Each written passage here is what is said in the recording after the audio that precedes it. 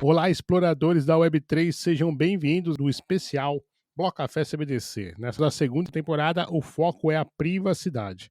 Com a chegada do Drex, a moeda digital do Banco Central do Brasil, estamos em um ponto decisivo. Será que essa nova infraestrutura financeira pode garantir nossa privacidade e estar em conformidade com a LGPD? E mais, quais são os riscos de controle? Como isso afetará tanto as suas compras no dia a dia, quanto transações maiores, como de imóveis? O Real Digital promete transformar a nossa economia e a comunidade Web3 precisa estar atenta agora, enquanto o Drex ainda está em desenvolvimento. Aqui no Bloco Café, acreditamos que privacidade é um direito normal e necessário e não estamos discutindo se o Drex vai substituir o Bitcoin. Ao contrário, há espaço para os dois, Bitcoin e Drex, cada um com o seu papel. Nos 5 episódios desse mês, vamos abordar tudo isso: os riscos do controle, os desafios regulatórios da privacidade, as soluções que a indústria está testando e o estado atual do Drex com o próprio Banco Central. Encerramos com um painel especial sobre segurança e privacidade com especialistas. Este conteúdo chega a você com o apoio da Zcash Brasil, que também defende que privacidade é normal, além de nossos parceiros de mídia, FinTrader, BlockDrops, Papo de Pelicano e BeEncrypto Brasil. Agora é hora de garantir que os nossos direitos e a privacidade estejam protegidos no código. Eu sou o Uai e você está no Bloco Café, o seu mapa da Web3.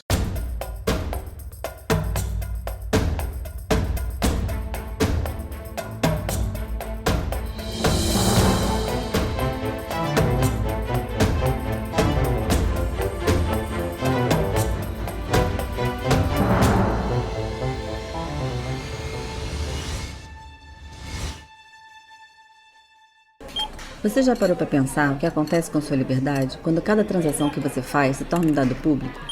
Imagina um mundo onde cada compra, cada cafezinho, cada pagamento é registrado e qualquer um pode acompanhar. Como você se sentiria sabendo que suas escolhas, seus hábitos, suas preferências estão expostas, prontas para serem analisadas? A privacidade é um direito fundamental que não deve ser sacrificado em nome da conveniência. Enquanto moedas digitais prometem agilidade e praticidade, é importante lembrar: a tecnologia deve servir as pessoas. Você tem o direito de decidir quem tem acesso a seus dados. A sua privacidade garante sua liberdade, dignidade e segurança. Mas com cada vez mais dados sendo coletados, será que estamos protegendo o que é mais importante? Antes de abraçar essas novas formas de pagamento, reflita: quem está por trás dessa tecnologia? Como ela pode impactar sua vida? Será que os dados nas mãos certas garantem conveniência, mas nas mãos erradas podem ser uma ferramenta de controle? Para quem se preocupa com a privacidade, existe uma alternativa: Zcash. Com a Zcash, você pode fazer transações confidenciais mantendo seus dados seguros e privados. Você escolhe quando, qual e para quem revelar suas informações.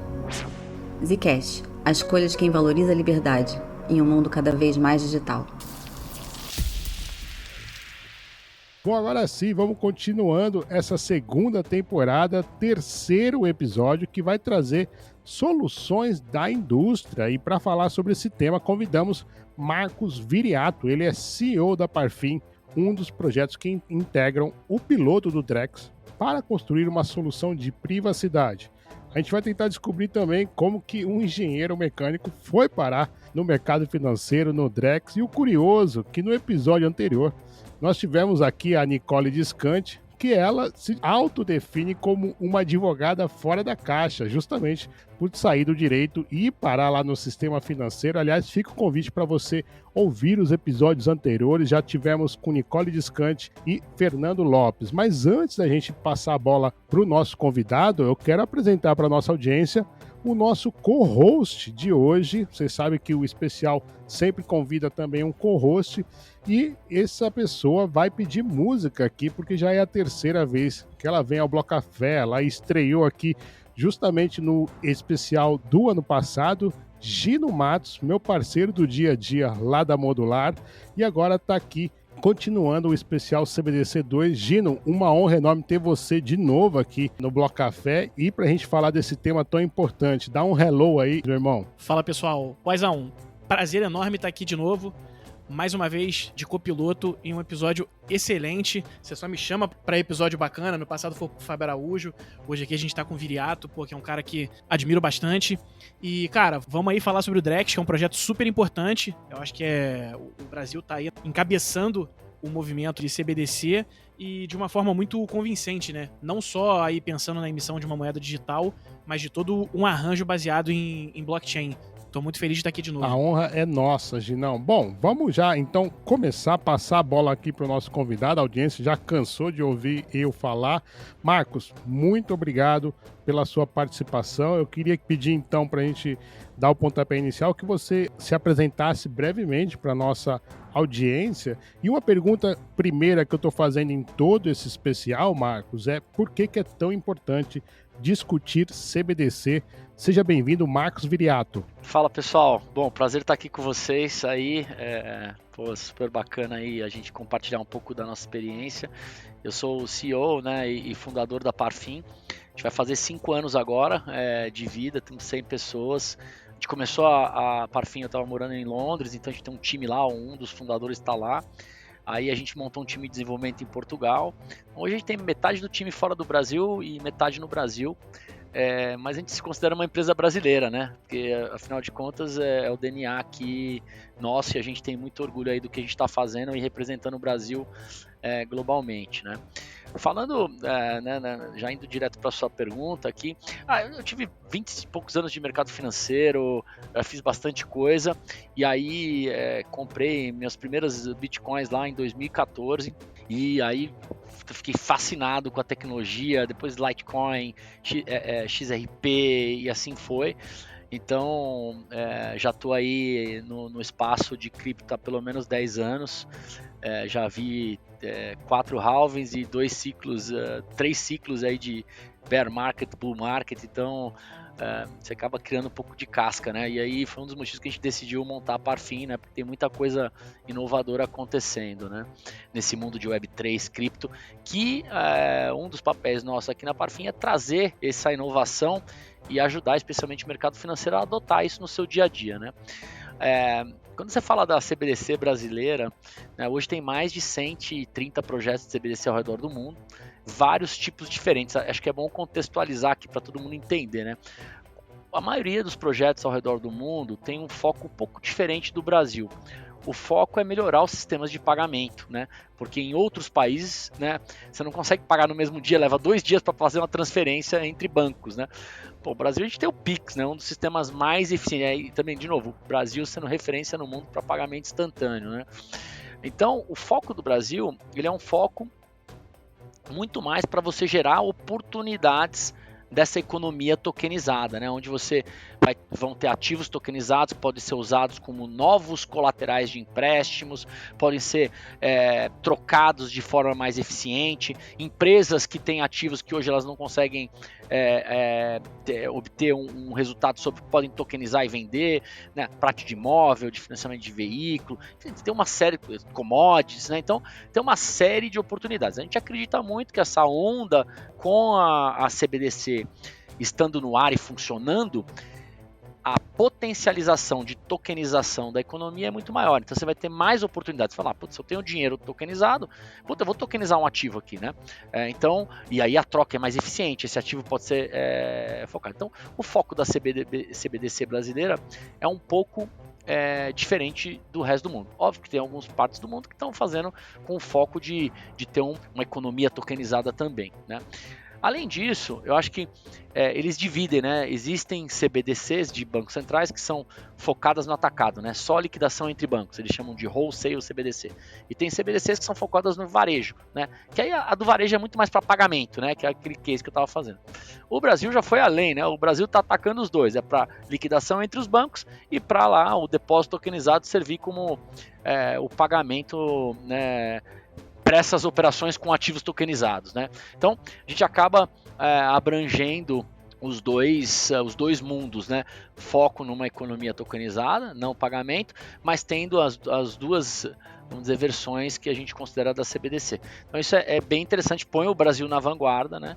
O Brasil não começou há 2 anos atrás, né? O primeiro estudo aí, o caso foi o Lift Challenge, né, em 2022, onde o Banco Central começou alguns testes, mas o Brasil já vem participando de fóruns e estudando CBDCs há 5, 6, 7 anos, né, o Banco Central. Então tem uma jornada, né, quando você fala vai nascer a CBDC, o DREX, então teve muito esforço aí, especialmente do time do Banco Central, né, de colocar não só tecnologia, mas estudos, interações com outros bancos centrais ao redor do mundo, participações de fóruns, né? Então, acho que tem um mérito aí bastante grande do time envolvido, tá? Já vou pegar o gancho do quão antigo é esse papo do Drex, né? Que antes era real digital dentro do Banco Central, que, cara, um dos discursos mais antigos do Fábio Araújo, né, o Viriato, isso aí, eu fiz uma matéria com ele em 2021, ele já falava disso, que é justamente dar funcionalidade pro real digital, pro Drex, com arranjos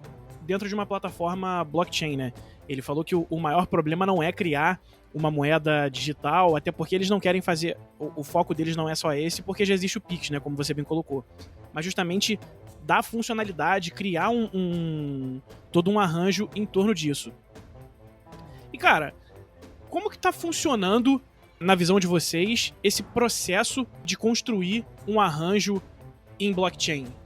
A gente bateu um papo no começo do ano para aquele relatório da Solana, né? Falando sobre como está sendo a tokenização no Brasil. E você comentou que, assim, a tokenização por si só não quer dizer muita coisa, porque tokenizar um ativo com a liquidez ruim, ele vai continuar com a liquidez ruim. Mas, em relação aos arranjos, como que tem sido esse avanço? Então, aí, talvez também voltar para o público em geral entender, né? Por que o projeto do Banco Central é bastante inovador? Porque existem bancos centrais que estão fazendo a rede, né, blockchain para CBDC, e essa rede é rodada pelo Banco Central. Então, assim, não tem descentralização, né? É uma rede que é quase que como se fosse uma base de dados, apesar de estar em blockchain, né?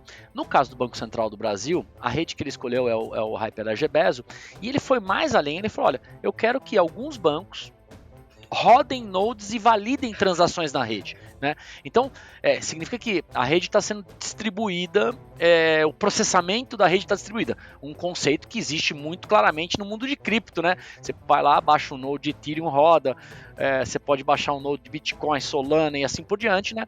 E outras redes blockchain. Nesse caso é uma rede permissionada, ou seja, o Banco Central só vai permitir que rode nodes quem tiver um certo critério que ele vai definir, né? Então, mas isso é muito interessante, porque você distribui o processamento da rede. Então, se o Banco Central, por algum motivo, tiver algum problema ou algum participante, a rede continua funcionando, você cria resiliência na rede. Então, esse é o primeiro, vamos dizer, a primeira parte fundamental. A segunda parte é, como é que então, se as pessoas estão rodando nodes, para quem conhece blockchain, quando você roda um node, você vê tudo que está acontecendo na rede, né? Aí entra a questão da privacidade que a gente falou. Então, mas o banco A ou a pessoa da ponta não quer que todas as transações sejam vistas por todo mundo, para quem tem acesso, né? Então, temos um problema aí. Dado a gente, né, com a Rails, a solução de privacidade, que é um produto nosso, endereçando junto com outras duas empresas, tentando endereçar esses cases. Então, a gente estava até o momento, né, voltando para essa primeira fase, falando assim, olha, como é que a gente consegue endereçar a solução de privacidade? E para a primeira fase do Drex, o Banco Central trouxe um case que era venda de título público do cliente do Banco 1 para outro cliente do Banco 2, tá? Putz, esse é um case envolvendo privacidade que é bem promissor, né? E aí quando você fala de arranjo, é muito interessante, porque hoje se você vai comprar um título público, você só pode comprar do banco e vender para aquele banco. Mas você sabe se está o melhor preço? Você sabe se isso é eficiente? Então, o que o Banco Central propôs é uma inovação, não só do ponto de vista de tecnologia, mas também olhando para beneficiar o usuário final, né? Olha, você vai poder comprar um título e vender para quem você quiser no mercado, né? Então, isso é bastante avançado, vamos dizer assim, né? Então, e aí, você falou dos cases, né? Assim, como é que a gente, então, constrói esses arranjos, essas operações em cima de uma rede? Bom, dado que você consegue resolver que a rede está semi-descentralizada, que ela tem segurança, que as pessoas que vão participar são permitidas, que existe a privacidade em todas as transações, então em cima disso vão surgir cases. Agora, para provar isso tudo, o Banco Central falou, na primeira fase, eu tenho que testar a privacidade. A princípio funcionou. Para a segunda fase, o Banco Central falou, bancos, participantes, façam sugestões. Os bancos fizeram, foram mais de 40 sugestões. Ao final, o Banco Central selecionou 13 casos, envolvendo financiamento de veículo, operação de comércio exterior, operação de interoperabilidade com redes externas, operação de CDB, então assim, operação de colateralização, de título público, assim, vários casos novos, né?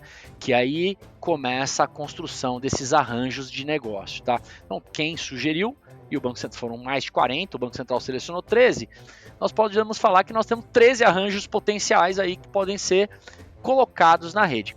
Só que a segunda fase, além de testar esses novos arranjos, ela tem um foco de testar o quê? Interoperabilidade, escalabilidade da rede, além da privacidade, obviamente, né? Tem casos mais complexos para você garantir a privacidade, tem casos menos complexos, né?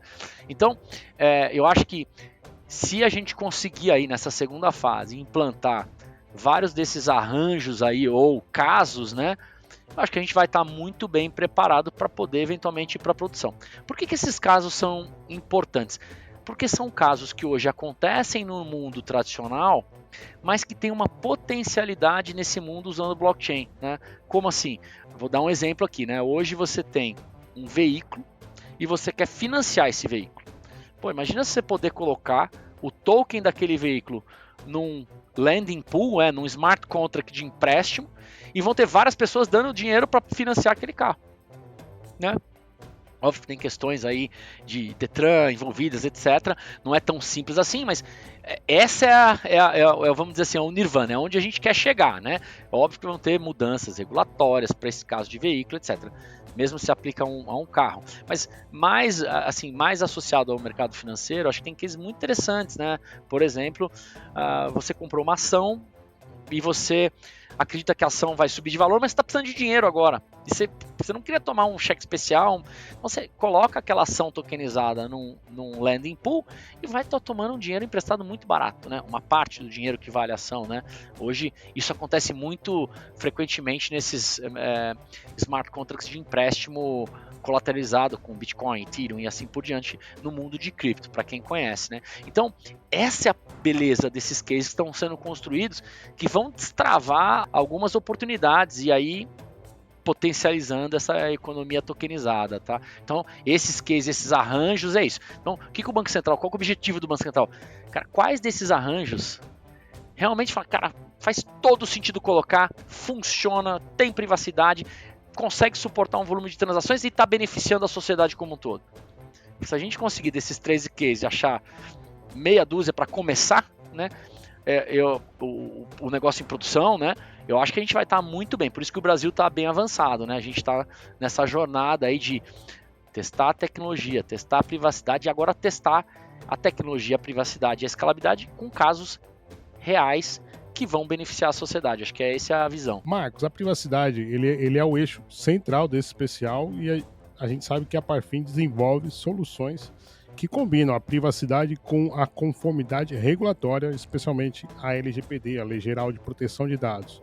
A Rails, que é a solução que a Parfin está construindo, promete ser um ecossistema interoperável que combina a privacidade e a segurança do sistema tradicional com a inovação DeFi. Eu queria então pedir primeiramente nos apresente a Rails, né, os desafios técnicos e regulatórios principalmente, né, porque parece que o grande problema aí, o que a gente está descobrindo nesse especial, né, é que o problema não está na codificação em si, na programação do Drex, está em como fazer com que essa programação, no caso, né, Hyperledger Bezel, um fork da rede Ethereum, uma rede pública, como que isso vai respeitar a legislação vigente, né? Então, eu queria perguntar para você isso, para você apresentar um pouco como é que a Parfin está desenvolvendo a Rails e como então garantir que essa interoperabilidade, né, respeite principalmente as legislações atuais. Boa pergunta. Primeiro, só para a gente desmistificar também, eu gosto de fazer a contextualização, porque parece que, né, hoje a gente tem um dos modelos, né, assumindo que existe segurança nos bancos e segurança no sistema financeiro, que já garante a privacidade, né? Por quê? O Pix, ele é um sistema centralizado, o Banco Central, todos os bancos acessam, então quando você faz um Pix de um para outro, cara, em teoria, o Banco Central conseguiria ver tudo. né? O banco que recebeu, o banco que enviou, também conseguem ver a transação, né? Não conseguem ver as outras, obviamente, mas hoje você tem uma auditabilidade assim, né? Respeitando LGPD, etc. Acho que a parte importante, e aí voltando para o Drex, né? Assumindo que a solução de privacidade funciona, que as transações são criptografadas, ninguém consegue ver, nesse caso, o banco que enviou e o banco que recebeu a transação vai conseguir ver, assim como os clientes que enviaram, os clientes que receberam, sim, ok. E o Banco Central tem essa função de auditor, consegue abrir uma operação também, assim como ele consegue hoje via o próprio Pix, né, se for necessário. Então, assumindo que está feito, a nossa solução ela tem uns diferenciais, porque um dos componentes que a gente chama que é o Privacy Ledger fica dentro do banco. Então, o dado das transações daquele cliente com aquele banco ficam dentro do banco, como já é hoje. Não muda isso, entendeu?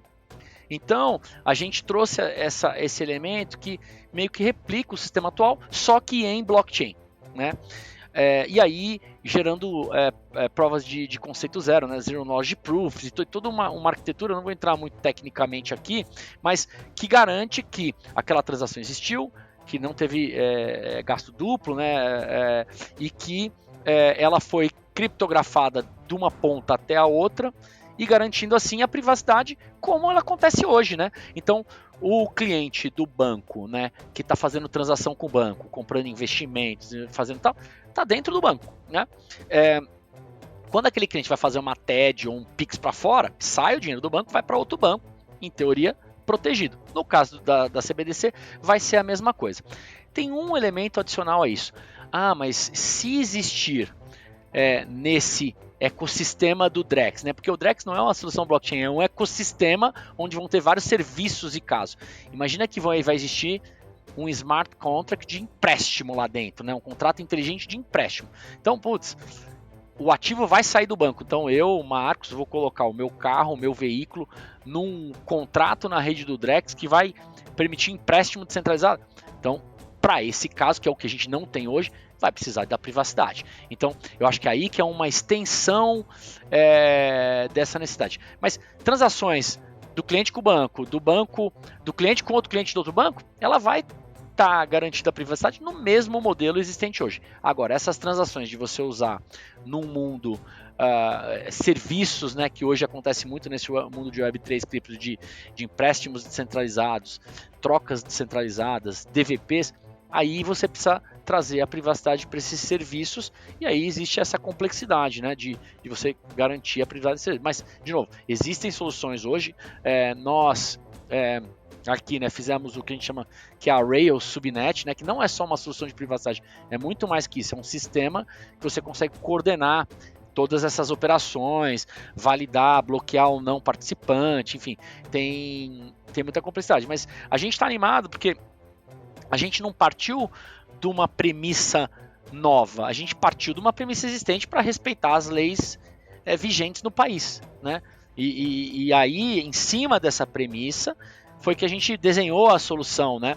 E a gente também, a gente parece que a solução de privacidade para fim veio hoje. A gente começou a desenvolver há 2 anos atrás.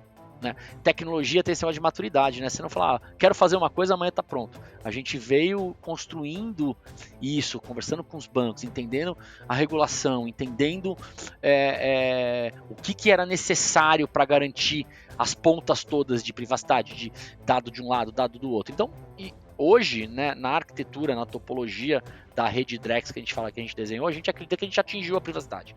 Agora, o que a gente precisa trabalhar? Interoperabilidade, escalabilidade. Então, quantas transações a rede aguenta, né? 1 milhão? 500 mil por segundo? Tem que chegar num número lá que vai falar, olha, faz sentido, né? Só para você ter uma ideia, o Pix em pico são 10, 11 mil, 12 mil transações por segundo. É uma coisa violenta, assim, né? É muita coisa, tá? Para quem está familiarizado com o TPS, né, que é o conceito de transações por segundo, sabe que 10, 12 mil transações por segundo é um negócio muito grande, tá? Então, talvez para o Drex não precise esse volume todo, porque são outros tipos de operação, né? E não é, de novo, para pagamento instantâneo. Então, eu acho que a gente está muito bem endereçado aí, e eu acho que agora o desafio nessa segunda fase de testes, provar que, se Deus quiser, todos os 13 casos vão ser provados que funciona para a privacidade, e aí trazer escalabilidade e interoperabilidade, né? Por que a gente fala em interoperabilidade? É um elemento importante, porque existem consultas a sistemas externos, nem tudo acontece dentro do blockchain. Então você tem esse elemento de como é que eu garanto que uma informação vem para o bloco para disparar uma execução num smart contract, né? Vou dar um exemplo aqui. Você tem o bloqueio de conta, né? Que às vezes tem no judiciário e tal. Como é que eu consigo bloquear ativos tokenizados? Então tem que vir uma instrução, hoje chama Bacenjude, tem que vir uma instrução externa e falar, ó, bloqueia esses ativos. Mas se você tem privacidade, como é que você sabe que aquela conta é daquele cliente? Se existe privacidade. Então, aí, hoje os bancos sabem, né? Só, puta, tá dentro da minha estrutura, eu bloqueio lá a conta corrente do cliente. Eu tô trazendo alguns exemplos que eu acho que é isso que a gente vai ter desafio na fase 2, né? Essa interoperabilidade com sistemas externos, escalar, quanto que escala essa operação, né? Mas a gente tá animado, acho que a gente, brasileiro, é muito criativo, né? Pra gente achar a solução quando a gente tem problema, então a gente tá confiante aí. E Viriato, aproveitando que você comentou da questão da privacidade, né? Que é uma das preocupações do pessoal que é mais avesso à ideia do Drex, eu vou entrar em outra polêmica, então, que é a questão do dinheiro programável, né? Que, ao mesmo tempo que a parte mais bacana do Drex aí, vamos colocar, essa possibilidade de você programar o dinheiro e criar arranjos com ele, é também aí uma das maiores preocupações, porque fora ali do ambiente do Drex, você poder, por exemplo, ditar onde e quando o dinheiro vai ser gasto, é uma preocupação aí do pessoal mais libertário. E já que a Parfin tá participando do consórcio e tal, tá participando desse desenvolvimento do Drex ativamente, cara, como tem sido a ideia de criar essa estrutura blockchain assim, de criar não, né, de expandir isso pro restante do sistema financeiro, às vezes até suplantando o Pix, por exemplo. Existe essa conversa, e eu queria até expandir a pergunta.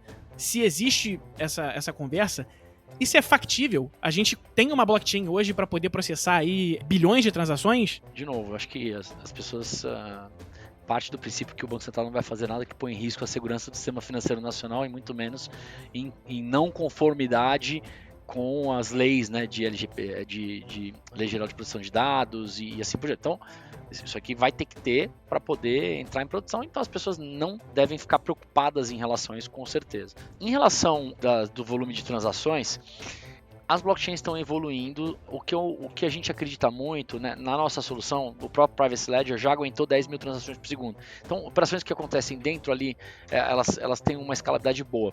A outra coisa é, quando você transfere de um banco para o outro, você pode transferir de uma em uma, mas você pode juntar um monte de transação e transferir tudo de uma vez.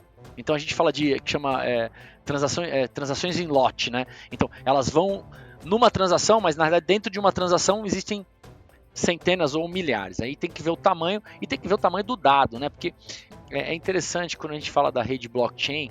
A rede blockchain nada mais é de que você encadear um bloco no outro, garantindo que existe consistência entre a informação que foi adicionada e essa informação é dado, né? Informação, né? Então, assim, a gente até fala que, por exemplo, o Ethereum hoje vem de capacidade de rede, né? Qual a capacidade da rede de processar, transferir esse dado, né, de um bloco para o outro, né?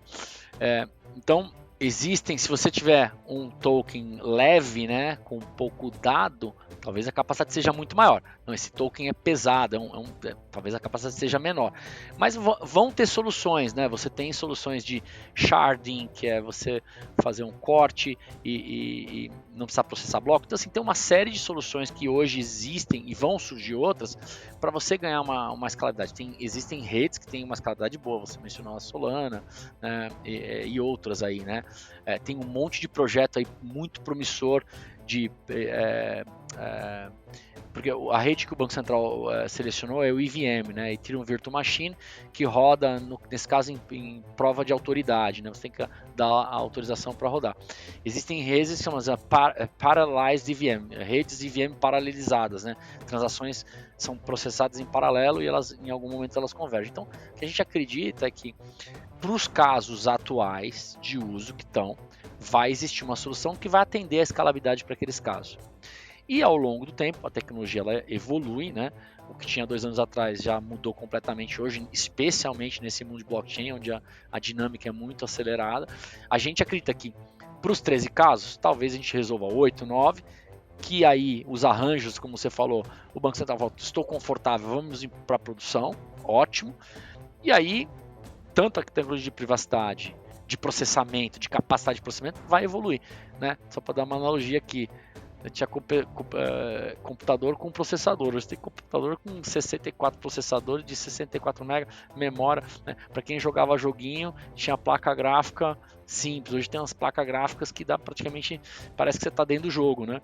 Então, banda de internet, ligava no dial-in, hoje você tem mais ou menos, eu acredito nessa evolução, né?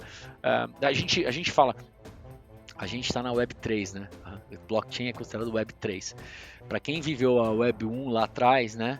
E depois a Web 2, agora a gente está indo para a Web 3. A Web 3 está no começo, né? Está na infância. Então, acho que a tecnologia vai evoluir muito e com isso, performance, escalabilidade e privacidade.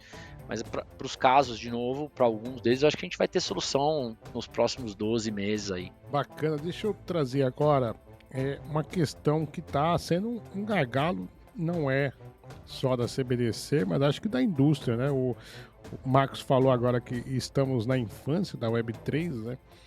Mas a questão é que nem os próprios governos, né, estão, a população também, né, ainda não entende quando a maioria das pessoas, quando vem à mente, né, criptomoedas, vem coisas terríveis à mente, por conta de uma publicidade extremamente negativa em cima do Bitcoin. Enfim, eu queria trazer essa questão, Marcos, dessa asfixia da regulamentação, que essa proibição, a política proibitória, né, há muitos e muitos anos, já foi assim com o álcool, está sendo assim com as drogas, em alguns países já não está mais proibindo, e você acaba proibindo versus, né, regulamentação versus inovação. Então eu queria sentir de você como é que está esse equilíbrio hoje no Brasil entre regulamentação e inovação para promover o crescimento da indústria e do Drex principalmente? Cara, essa é uma ótima pergunta. O Brasil, ele vive um momento único, por isso que ele espelha muitos outros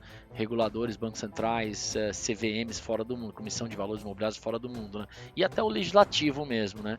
Então, e além disso, há um alinhamento entre esses reguladores nunca antes visto na história desse país, né? Então, o que eu quero dizer com isso? Você tem um banco central que vai regular a parte de cripto no Brasil, deve estar saindo a regulação, consultou o mercado, então, entre aspas, pró-cripto, né? Estabelecido o framework regulatório. Ele é muito pró ter a moeda do país, né? Então está investindo nisso, está colocando para frente. Ele entende a potencialidade da economia tokenizada e agora para a segunda fase trouxe a CVM, né? A Comissão de Valores Imobiliários, que cuida do mercado financeiro, né? Da parte de mercado de capitais, para dentro do Drex. Então a CVM, por sua vez, começou um sandbox de tokenização de ações para pequenas empresas, para poder captar mais barato, de debêntures há 2 anos atrás, soltou alguns pareceres muito interessantes, né, que falam, olha, você quer tokenizar? Aqui está o parecer, se for valor imobiliário tem que respeitar as regras de valor imobiliário, se não encaixar faz esse teste. Então tem um alinhamento bastante importante, regulação de cripto, regulação CBDC, regulação para se você quiser tokenizar um ativo financeiro, né, vindo, né? Então assim, super alinhados, em constante conversações. Então, eu diria que você não vê isso em lugar nenhum do mundo, né? Nos Estados Unidos, por exemplo, está um caos. Fica a nível federal, aí a SEC processa as empresas de cripto, aí as empresas de cripto processam a SEC, aí tem state law, o governo não se pronuncia. Cara, assim, a Europa já está mais avançada, né? Mas eu acho que o Brasil tem uma oportunidade única, né? De a gente estar muito mais na frente, inovando, e isso já está sendo reconhecido fora do mundo, né? O que a gente faz aqui no Brasil, não acredito que tem outro, deve ter um ou outro lugar do mundo fazendo, mas assim, isso muito porque você tem um regulador aberto, né, à inovação, e vem sendo isso não só nesse mundo de cripto, né? Quando lá atrás o Banco Central permitiu que instituições abrissem contas de pagamento, né? Surgiu um Nubank, surgiu vários outros, a Neon e outros bancos que ocuparam um espaço grande, né? Para quê? Com o objetivo de servir a população, de ter contas de pagamento para os desbancarizados, né? O próprio Pix, né? Uma revolução, né?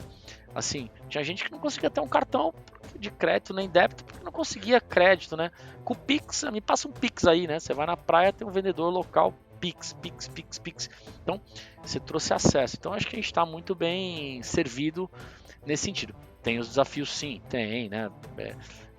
Às vezes, como eu falei, né? Para envolver, por exemplo, uma tokenização de veículos, você vai envolver outros órgãos que não só o Banco Central, né?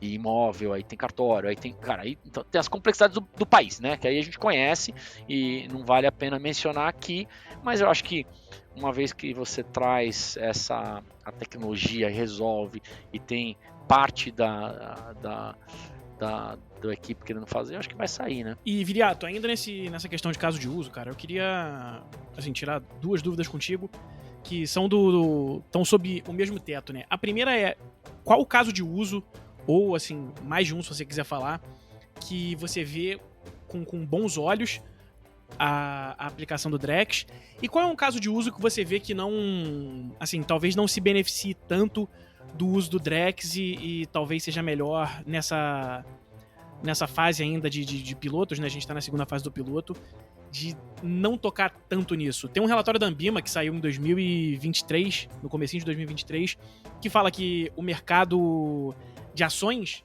não vai se beneficiar tanto de tokenização assim. Esse talvez seja porque já é bem... como é que eu posso dizer? Já é bem digitalizado, então toda essa questão de renovar processos, né, tornar eles mais eficientes, talvez acabe não se aplicando tanto ao mercado de ações aqui no Brasil. Esse é um bom exemplo ou você quer vir com outros casos que você tem aí? O que eu acredito, né? Eu acredito assim, quando você olha ativos financeiros, ação, debênture, CRA, CRI, LCA, LCI, tudo que for, cara, uma vez que a gente tem o real digital, 2, 3 anos depois vai estar tudo tokenizado. Essa é a minha visão, pessoal, tá? Por quê? Porque vai ter mais eficiência. Vai ter mais eficiência na liquidação, vai ter mais eficiência em você prover outros serviços de colateralização para empréstimo, de transferência. Hoje compra uma ação numa corretora e fala, quero transferir para outra. Cara, pode demorar 2, 3 dias. Blockchain vai ser instantâneo, você vai transfere da corretora A para B. A corretora A não está me dando uma taxa boa para eu vender, eu quero vender na outra. Entendeu? Então, assim, trazer um pouco do poder. Então, assim, minha visão é que os ativos financeiros e financeiros associados, como recebíveis, etc., elas vão ser todos tokenizados nos próximos 3 a 5 anos, assumindo a vinda do real digital, né? Aí tem outros ativos que, às vezes, as pessoas acham que o blockchain vai resolver o problema do mundo, né? Puta, tá em blockchain, vai resolver. Não, esquece, não existe isso, né? Então, por exemplo, a gente tava num banco falando, não, vou tokenizar esse instrumento, mas se o cara não pagar? Eu falei, cara, se o cara não pagar, você tem que entrar com uma ação de execução e tentar cobrar ele, né? Porque se ele não pagar, o blockchain não vai resolver, né? Não vai resolver, o cara não pagou, né? Tem alguns outros, né? Por exemplo, a gente fala de imóvel, né? Então, vou financiar meu imóvel. Mas se você não pagar, imagina que você botou o imóvel num pool de empréstimo, né, num smart contract de empréstimo e 10 mil pessoas te emprestaram dinheiro para aquele imóvel lá. Aí você não pagou. Puta, como é que faz? Vai pegar o imóvel, vai distribuir, você vende o imóvel e distribui o dinheiro para todo mundo? Assim, então, o imóvel parece um case de tokenização interessante, mas... peronomute, não sei, vamos ver, né? Posso estar errado aqui. Tem muita gente que fala que tem um potencial enorme na tokenização de imóvel. Acho que tem, talvez tenha uma potencial assim, ó. Tem um projeto de imóvel que é a construção de um prédio, a construtora precisa de financiamento. Então ela vai emitir na planta para você, quando vier o comprador, você vende. Ela só vai estar vendendo aquele período da construção, 2, 3 anos. Então é como se você estivesse carregando o imóvel, né, até o período de entrega. Talvez seja um case interessante. Então acho que tem vários outros, né? Vou tokenizar commodities porque é mais fácil de vender e transferir. Mas commodities é física, você tem que tirar do silo lá, transportar para o porto para vender. Se tiver um problema no meio do caminho, token não... né? Agora, claro, durante a negociação, você poder fazer um empréstimo, se você garantir que existe aquela soja, que ela está num silo, que ela está travada, etc., se tokenizar para financiar, eu acho que tem um potencial enorme, né? Mas agora, se o cara sumir com a soja, vai ter um token que não tem lastro, né? Então, eu acho que esses factoides, né, que as pessoas falam. Você falou também do dinheiro programável, né?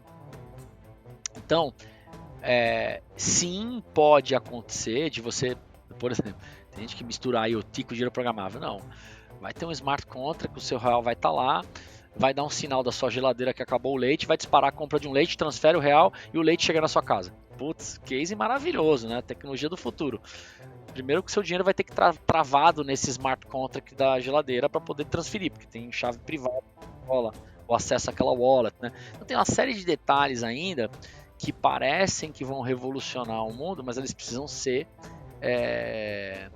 testados, né, e configurados. Então não é tão trivial. Por isso que eu acho que a primeira revolução de uso de blockchain, ela provavelmente vai acontecer no mercado financeiro, porque é onde a gente vê mais eficiência e trazer mais empowerment para a ponta, né, o poder para a ponta, né. Então, tem outros casos também que aí a gente não cobre, então eu não sei falar. A parte de gaming, né, com as skins, né, com seus ativos digitais online, rede social onde o seu dado fica tokenizado e as pessoas que querem acessar têm que pagar. Puta, isso aí é maravilhoso, mas, de novo, eu tenho menos experiência, eu dou uma estudada, mas eu tenho menos experiência, né? A gente tem muito foco no mercado financeiro, tá? Por isso que chama Web3, né? É trazer um empoderamento do dado tokenizado, né, para a mão do usuário final, né? Marcos, a gente está gravando uma semana depois do Merge, um evento blockchain. Teve sede em Madrid nesse ano. Inclusive a Nick teve lá também, a Nicole teve lá mediando um painel e a Parfin esteve presente em peso lá. Você até falou que foi bacana que deu para reunir, né? Na introdução você falou que tem muita gente baseada na Europa, na Parfin. E uma das coisas que a gente conversou antes da gravação, né, era a recepção do mundo com relação ao Drex. Teve lá um painel do Drex dentro do evento, né? E aí eu queria saber isso, como é que foi a recepção, como é que o pessoal olha pro Drex? Só tinha brasileira ali no público de vocês falando, ou tinha bastante gente assim gringa, né, vamos falar assim, interessada no Drex? Como é que você vê o Brasil assim no cenário global? Eu participei de 2 painéis, né? Um para falar da arquitetura do Drex e outro para falar do Drex em geral, que foi o que a Nicole moderou, né? Cara, o interesse tá nas alturas, né? Tá todo mundo olhando o que a gente tá fazendo. O Brasil tá foco das atenções. Eu acho que o Merge de Madrid é o foco de conexão de Europa com o Latam, né? E assim, quando a gente fala de Latam, o Brasil tá líder disparado. Então, cara, a gente tá fazendo coisas aqui que todos teriam vontade de fazer lá fora, tá? Então a gente pode ter orgulho disso. O Brasil está na bola da vez, vamos dizer assim, nesse modelo de inovação, não só de CBDC, né? De cripto, de regulação, como eu falei, de ativos financeiros, do envolvimento do mercado financeiro, né? Acho que um destaque para o Brasil é que o próprio mercado financeiro comprou essa ideia de tokenização, estão participando do Drex, então acho que e outras entidades não financeiras, né? A gente fala, estava o mercado Bitcoin representado lá, outras empresas de Web3 aqui brasileiras, além da gente, né? Então, eu acho que é bastante importante. A gente não está fazendo feio, a gente está muito bem e tô bem, a gente deveria estar bastante orgulhoso e vendendo mais isso para fora, tá? Marcos, a gente falou um pouco sobre esse trilema. O trilema original é do Vitalik, né? Ele diz segurança, escalabilidade e descentralização. O Banco Central resolveu isso daí tirando a descentralização, né? Embora o Fábio Araújo está preocupado com essa fase 2 da governança e tal, mas não dá para a gente pensar que o Banco Central vai virar o banco descentral, né, do Brasil. Então, acho que optou por uma rede permissionada, onde as pessoas não são recompensadas para validar a rede, ela própria faz isso. E aí o assunto em CBDC, o trilema acaba virando privacidade, escalabilidade e interoperabilidade, né? Como é que está esse trilema hoje no Drex? Eu acho que a gente não vai resolver a descentralização, né, colocando que nem um Ethereum, que tem milhares de nodes espalhados pelo mundo, porque é uma rede permissionada, é uma rede fechada. Mas o Banco Central, dado que ele optou por distribuir nodes validadores, né, ele está semi-descentralizando. Não é full descentralizado, porque eu vou chegar, o Banco Central, o Marcos Viriato, quero rodar um node aqui, validar a transação. Ele não vai permitir, ele vai criar um critério para que isso seja feito, mas ele está descentralizando, não é centralizado. Tem uma função de operador de redes permissionadas, ou seja, tem alguém que precisa falar, determinar as regras disso, né? E o Banco Central vai fazer isso muito bem, a gente acredita, né? Então assim, saiu essa conta de descentralização porque ele sim fez uma semi-descentralização, que para muitos, você tem lá 20... hoje, né, como é que está funcionando hoje? O Banco Central roda 4 nodes, o Tesouro 4, e cada um dos 16 participantes roda mais um. Então são 24 nodes rodando na rede. Tá ótimo aí, tem uma descentralização, né? Se o Banco Central cair, o outro continua funcionando, etc. Então, a rede continua funcionando. Agora, a governança, as regras da rede, quem estabelece vai ser sempre uma entidade centralizada. Não tem como ser diferente. De certa forma, né, se você pega vários protocolos blockchain, você tem as comunidades que fazem, algumas comunidades mais influenciam mais outras do que outras. Tem comunidade que você tem que fazer staking, né, para votar e definir se o protocolo vai para o caminho A ou B. Então, se a gente fala assim, o próprio Ethereum hoje, né, dada a concentração de staking no Lido, tem gente que fala, puta, talvez não seja tão descentralizado assim, né? O Vitalik está preocupado com isso, né? Então, existe uma semi-descentralização. No trilema que você colocou, privacidade, puta, vai resolver, né? Então, vamos dizer assim, a privacidade, a gente acredita que tem solução para resolver a grande maioria dos casos, né? Aí, interoperabilidade. A interoperabilidade vai resolver, né? A interoperabilidade é mais entre... tem duas interoperabilidades, né? Entre a rede blockchain do Banco Central e outras redes, pública ou privada, essa é uma interoperabilidade, e a rede do Banco Central com sistemas normais, Web 2, né? Então, recebi real aqui um Pix, quero comprar um título tokenizado, como é que faz isso, né? Então vai ter interoperabilidade, isso aí vai ser resolvido. Quando você fala de escalabilidade, eu acho que tem um desafio, né? Eu acho que a gente vai ter uma escalabilidade boa, que vai atender alguns dos casos, talvez outros não, né?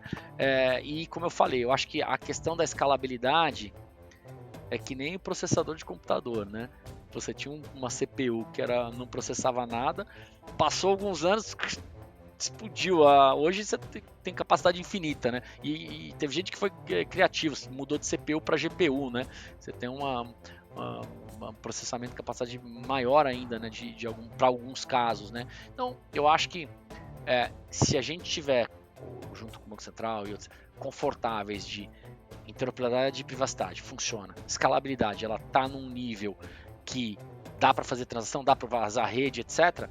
Eu acho que a gente tem um case para começar com uma história relevante no mundo. E aí a escalabilidade, eu acho que com o tempo vai resolver. Como eu falei, fazer transações em lote, fazer netting de transação, né? Tem gente comprando, gente vendendo, você só liquida pela diferença, né? Então tem muita coisa que dá para fazer para otimizar, para você ganhar mais escala, tá? Eu já vou começar a puxar o bonde aqui para a gente retirar o time de campo.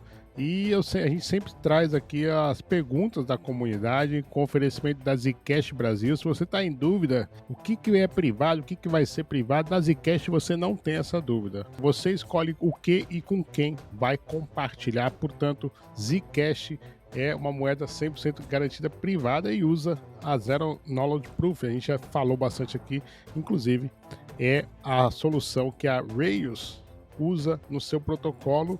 E vamos lá para a comunidade da Zcash mesmo. Primeira pergunta, James Katz, sempre presente também aqui. Muito obrigado, James Katz. O que vocês consideram privacidade? Aí ele coloca aqui, ó, privacidade entre comprador, vendedor ou pagador, né, e recebedor é o mínimo esperado. Eu quero saber sobre a privacidade contra os olhos grandes do governo. Essa é a privacidade que devemos nos preocupar, diz aí o James Katz. Eu acho que essa preocupação não existe, tá? Na minha opinião, até porque assim, hoje, né, como eu falei, o Pix, ele é 100% centralizado, fica embaixo do Banco Central. E o governo não espia quem está fazendo o quê. Hoje, né, o caminho normal das coisas, se alguém é acusado de uma fraude, se tem um roubo, se tem não sei o quê, entra na justiça, o juiz libera, tem acesso à conta, tem o bloqueio da conta, é o caminho normal. Não sabe assim, o governo, foi alguém do governo lá, um deputado, alguém entrou numa conta e sabe de tudo. Óbvio que tem caminhos aí que podem acontecer que a gente, mas aí é fraude, né? É alguém usando de outros meios para ter acesso à informação. Então assim, agora, você fala assim, Hoje a gente já corre esse risco. Imagina o seguinte, você vai falar assim, ó, o governo quer controlar o Pix, não controla hoje, né? Existem segregações de funções, etc. Putz, se chegar num modelo de, vamos dizer assim, onde vira baderna, anarquia, que o governo tomou conta de tudo e ninguém confia em nada, aí eu acho que o Bitcoin vai para $1 milhão, tá? Para os criptofanáticos aí, todo mundo vai ter Bitcoin nas suas wallets e vai usar Bitcoin para fazer pagamento, que nem o El Salvador fez, entendeu? Então assim, eu acho que a gente tem que partir desse princípio. Se for para essa anarquia geral, talvez muita gente não vai estar mais aqui no Brasil. Eu não acredito que isso vai acontecer e eu ainda acredito na segregação de funções, que tem os caminhos normais aí para que um governo ou uma entidade já tenha acesso. Mas é isso, se o governo falar, olha, amanhã eu vou controlar tudo, você tá bloqueado e tal, as pessoas vão ter um Ledger lá, um Trezor, vão ter Bitcoin, vão estar pagando os fundos, tudo vai daí vira bitcoinização, vamos chamar assim, né? Bacana, Viriato. Aqui a gente tem uma outra pergunta, essa do Punkil, que ele perguntou o seguinte: recentemente tivemos mais um vazamento dos dados de chaves Pix. E aí a dúvida dele é: como garantir que isso não ocorra com o Drex? Então, aí é o seguinte, quando a gente fala de vazamento de chaves Pix, entraram numa instituição de pagamento, num banco, hackearam e roubaram as chaves. Puta, esse cara tinha um sistema de segurança fraco, né? Então você não roubaram a chave Pix do sistema financeiro inteiro. Não, foi aquele banco. Todo mundo daquele banco, todo mundo que transacionou com aquele banco teve os seus dados expostos, né? Ou um marketplace desses aí que existem, etc. Então a gente tem que separar, né, essas coisas. Hacking, então, hackearam o seu computador e roubaram todas as suas informações. Isso, acontece, né? Então eu acho que para isso os níveis de segurança vão ser maiores. Quando a gente fala da rede Drex, né, acho que a beleza é que assim, que é um mundo blockchain, né, é altamente rastreável. Então, por exemplo, hackearam algum e transferiram o Drex de uma conta para outra, puta, você vai saber qual conta que foi, né? A não ser que o cara tire do sistema, faça o que a gente chama um saque, né? Que nem acontece hoje no Pix, né? Os fraudadores abrem contas, usam contas de laranja, roubam alguém, transferem para aquela conta e saca, ou sai comprando coisa em internet e usa o dinheiro de forma ilegal, né? Então sempre vai ter o esperto que quer ser mais esperto que todo mundo. E aí tem questões de segurança cibernética que é difícil você controlar, né? Essa é a minha opinião, né? Como tudo. Dado que o Drex vai ter uma rede blockchain, vai ser uma rede permissionada, etc., acho que a gente vai ter um nível de segurança a mais, e aí, nesse sentido, acho que fica mais difícil de você expor, né? Até porque no Drex as transações vão estar criptografadas com privacidade, né? Então, parte do princípio que você não vai conseguir ter a chave Drex, vamos chamar isso assim, né? Facilmente visível. Por exemplo, na nossa solução, a gente gera uma chave randômica para cada transação. Tá? A gente sabe que você é você e para cada transação você tem uma chave nova. Você tem um Drex Code, mas a wallet de destino, o endereço de destino é criado para cada transação. Então você cria não só a privacidade, mas a anonimização dos dados, né? Bacana demais. E se você quiser participar do especial Bloco Café CBDC ou até mesmo dos próximos episódios, é só seguir a gente nas redes sociais. Estamos no LinkedIn, no Twitter e também no Telegram, e a gente sempre pergunta lá o que você perguntaria para o Marcos Viriato. Muito obrigado a todas as participações, e sempre lembrando que se você quer privacidade, escolha Zcash. Eu ainda tenho mais uma perguntinha, porque você falou, Marcos, que a privacidade já está resolvida no Drex. Mas isso daí, assim, com a própria declaração do Fábio Araújo de que a privacidade é o calcanhar de Aquiles, eu queria entender por que você fala que a privacidade já é uma coisa que já está resolvida no Drex. Vamos lá, a privacidade você garante. Aí você tem os outros elementos que a gente precisa melhorar, né? Interoperabilidade e escalabilidade. Então hoje as transações das 3 soluções, umas melhores, outras melhores, acontecem com privacidade, né? Agora, que daí como é que a gente consegue escalabilidade? Como é que a gente aplica para outros casos, né, de uso? Então eu acho que aí que está o desafio, e as soluções elas vêm evoluindo. A gente está lançando uma versão nova agora, no começo de novembro, que ela melhorou a escalabilidade, melhorou a usabilidade, melhorou várias coisas, que a gente está bem animado, que é um protocolo criptográfico novo, né? Então acho que a gente tem bastante espaço para melhorar e para continuar melhorando até o ponto, né, de que a gente vai ter maturidade para se sentir confortável de botar em produção, né? Só para a gente ter um contexto, como eu falei, né?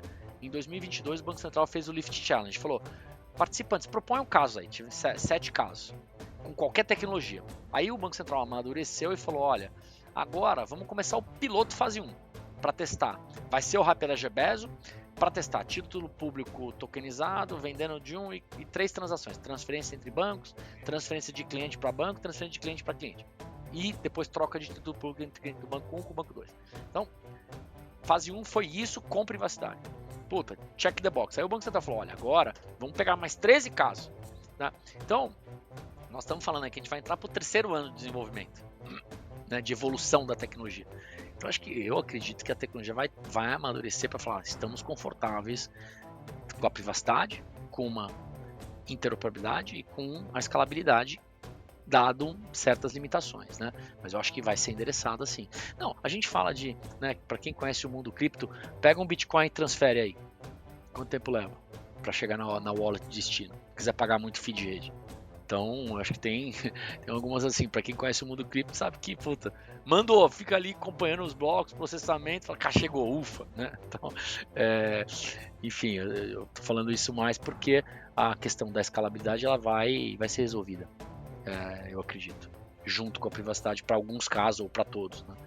Porque a tecnologia está amadurecendo. A gente tinha uma versão, soltou outra, né? A versão que o Banco Central, só para ter uma ideia, que o Banco Central está testando até hoje, os participantes, é a versão que a gente fez em abril, porque ele pediu para congelar.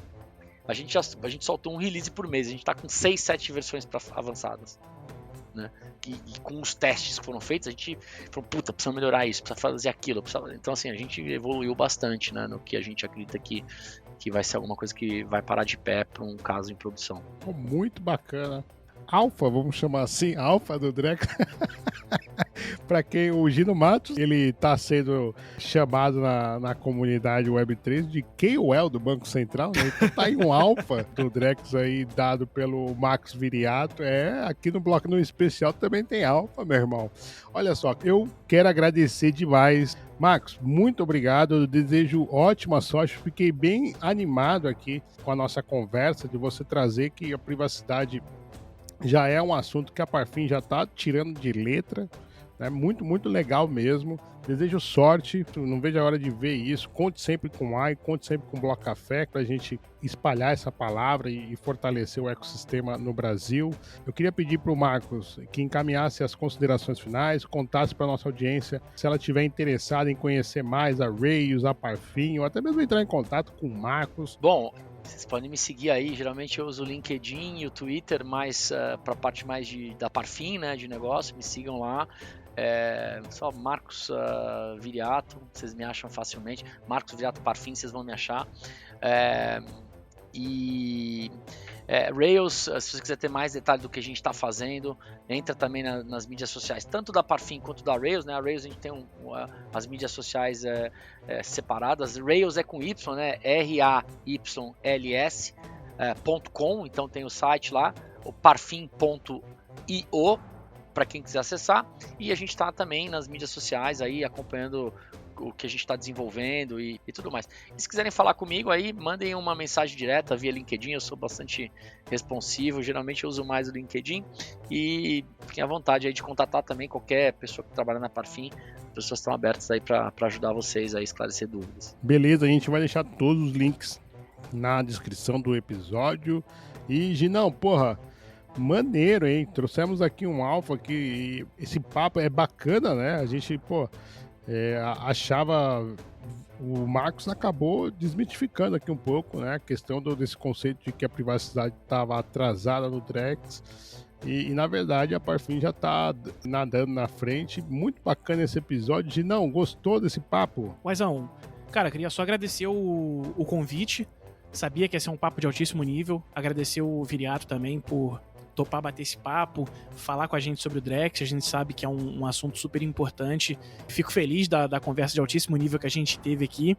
E, cara, deixar eu fazer um jabazinho aqui. Primeiro convidar o pessoal a entrar lá no Discord da Modular Cripto, coletiva aí do qual eu e você fazemos parte, né? Consumir nosso conteúdo lá, a gente está sempre publicando análises bacanas, a gente tem o nosso serviço lá, o Modular Pro, onde a gente fala ativamente sobre o mercado cripto, tem as análises lá que ficam trancadas para quem é assinante. Também, quem puder, nem todo mundo sabe, mas eu sou jornalista, né?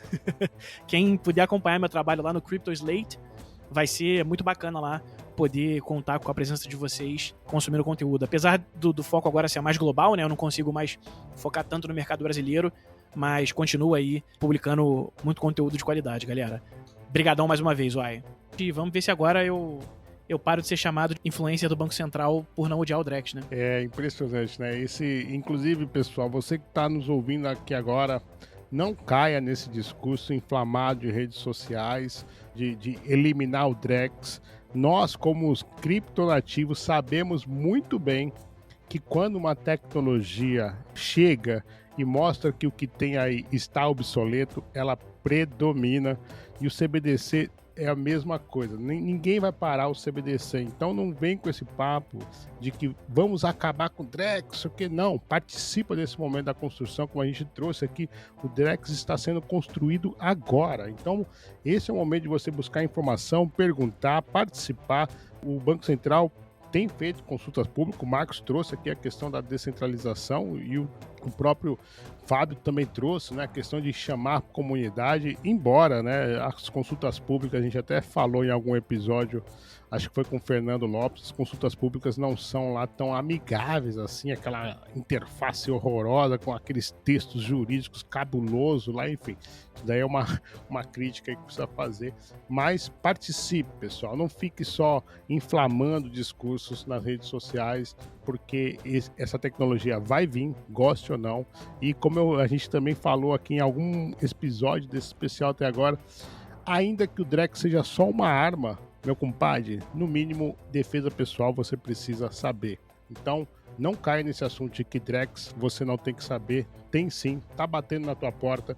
E a gente viu aí com o Marcos da Parfim, ela já tá com a solução pronta, entrega aí para entregar para a população. Marcos, muito obrigado. Gino também, muito obrigado. E eu quero agradecer também a você que está nos ouvindo até agora, mais de 1 hora de episódio falando de Drex.